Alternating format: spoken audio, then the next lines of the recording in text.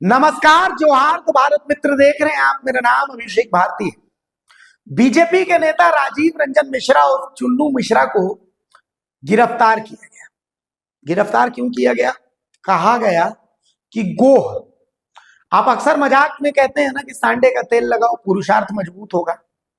तो जिसके अंदर पौरुषत्व की कमी होती है, मर्दाना ताकत, अकड़ बांबू, जकड़ बांबू, लिंग का टेढ़ापन, सुगड़ापन, संतान की उत्पत्ति न होना, पतलापन, इन सब का इलाज जो होता है ये सांडे के तेल में होता है भाई।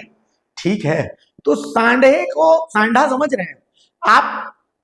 जो मॉनिटर लिजर्ड जानते हैं, गोह जानते हैं, गोह, हाँ वही बड़ी वाली छिपकली। तो उस बड़ी वाली छिपकली का जो लिंग होता है, उस लिंग को सरसों तेल में खौला करके और उसको पौरुषत्व मजबूत करने के लिए उसका इस्तेमाल किया जाता है।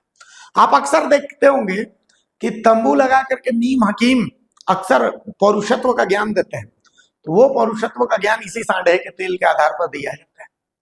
तो राजीव रंजन मिश्रा और उनके बेटे को अरेस्ट किया गया भाई। वन विभाग ने अरेस्ट किया, केंद्रीय एजेंसी ने अरेस्ट किया, जिसने भी अरेस्ट किया, लेकिन अरेस्ट किया गया। कहा गया कि नटराज होटल में छापा पड़ा। नटराज होटल के एक रूम में राजीव रंजन मिश्रा और चुन्नू मिश्रा अपने बेटे के साथ इस मॉनिटर लिजर्ड के लिंग की खरीद फरोख्त कर रहे थे। जो भी है वो बेचने के लिए पहुंचे थे, खरीदने के लिए पहुंचे थे, यही आरोप लगाया गया और राजीव रंजन मिश्रा को अरेस्ट किया गया। लेकिन अब एक बेसिक इसमें थोड़ा पेच है। बेसिक पेच समझने से पहले आपको मैं सुनाता हूं कि अब तो सुबोध कांत साय जो कांग्रेस नेता है, तो सुबोध कांत साय भी चुन्नू मिश्रा के समर्थन में आ गए और ये एक पॉजिटिव सिंबल है।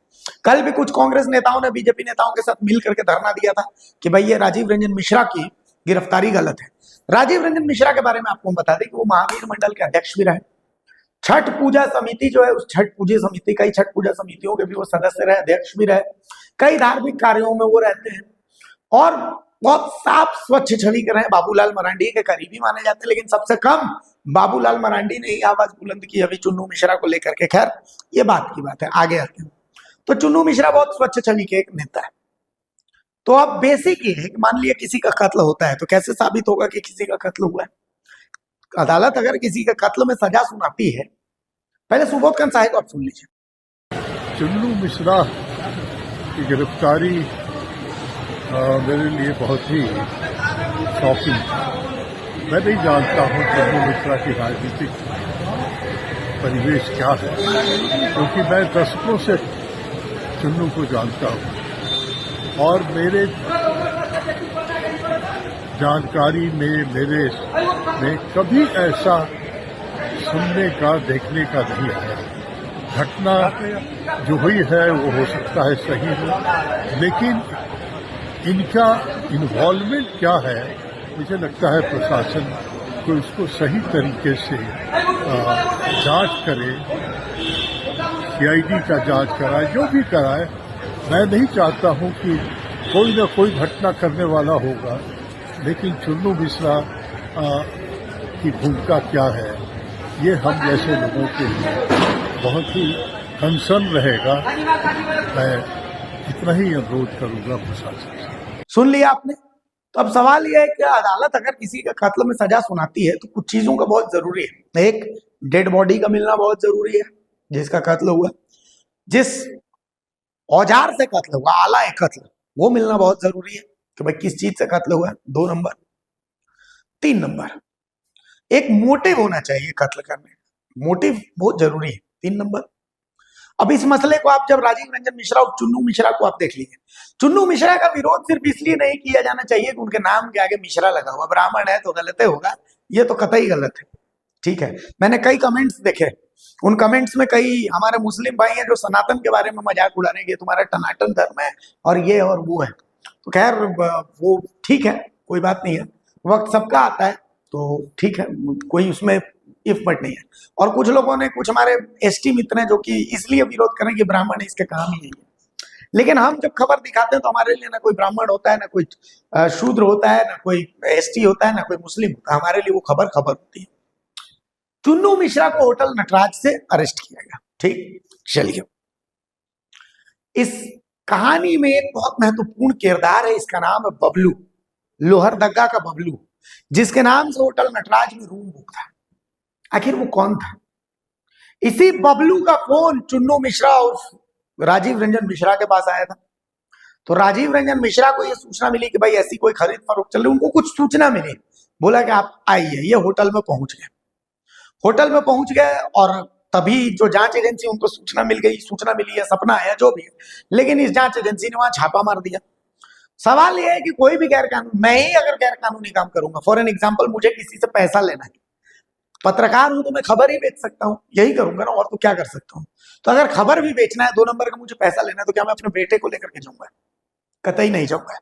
आप भी अगर 2 नंबर का काम करते हैं तो आप क्या अपने 2 नंबर के काम में अपने बेटे को लेके जाएंगे? कतई नहीं जाएंगे। Point number 1। पॉइंट नंबर 2 कि जिस बबलू ने फोन करके बुलाया, जिस बबलू ने वहां पर रूम बुक किया होटल नटराज में, होटल नटराज का इतिहास भी गड़बड़ रहा है, उस बबलू, वो बबलू भाग गया। मतलब जांच एजेंसियों को देख लीजिए कि जो मुख्य कल्प्रिट होना चाहिए इसमें, जिसके नाम से रूम बुक है, राजीव रंजन मिश्रा कह रहे हैं कि भाई इसने मुझे बुलाया है, वो बबलू कहां है, कौन है, इसके बारे में किसी को पता नहीं। तो कुल मिलाकर के राजीव रंजन मिश्रा को एक स्कीम्ड तरीके से ऐसा लगता है कि फ्रेम किया गया। अच्छा, जो धाराएं इसमें लगाई गई हैं इनके ऊपर, तो ये बात तय है कि बहुत जल्द इसमें बेल होना संभव नहीं है। लेकिन इसमें आप ये जान लीजिए कि लोकतंत्र में आप कितने कमजोर है। अगर कोई आपको फ्रेम करना चाहे तो कितनी आसानी से कोई अधिकारी आपको फ्रेम कर सकता है।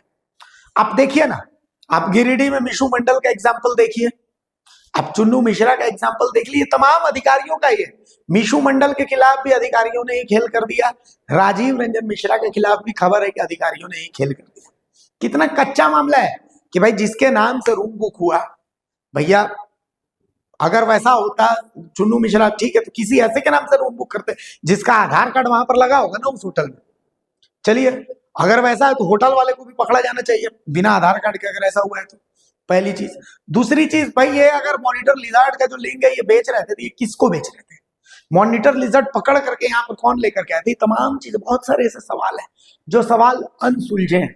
तो कुल मिलाकर के प्रतीत यही होता है कि चुन्नू मिश्रा को फ्रेम किया गया, और फ्रेम करने में भी ऐसा खबर ऐसी है कि कुछ इनके पार्टी के ही लोग शामिल भी, जो सूत्र हमारे बता रहे हैं। इसीलिए तो इस पार्टी के बहुत सारे लोगों ने कुछ बोला ही नहीं, और 4 से 5 दिन लग गए इस पार्टी को अपना बयान जारी करने में कि भाई चुन्नू मिश्रा पता नहीं बेकसूर है, हम उनके साथ हैं या नहीं है, जो भी है, लेकिन है। उससे बढ़िया तो कम से कम ये कांग्रेस वाले निकले कि पार्टी नहीं देखी इन्होंने कम से कम इनकी मदद करी, इनके लिए आवाज उठाया। तो खैर जो भी है, जेएमएम के भी कुछ लोग पहुंचे थे और बाकायदा चुन्नू मिश्रा के लिए आवाज उठाई थी। तो गलत को गलत कहने का मादा होना चाहिए, लेकिन एक बहुत गलत ये प्रैक्टिस की शुरुआत है अगर ऐसा हुआ है। नमस्कार, जोहार।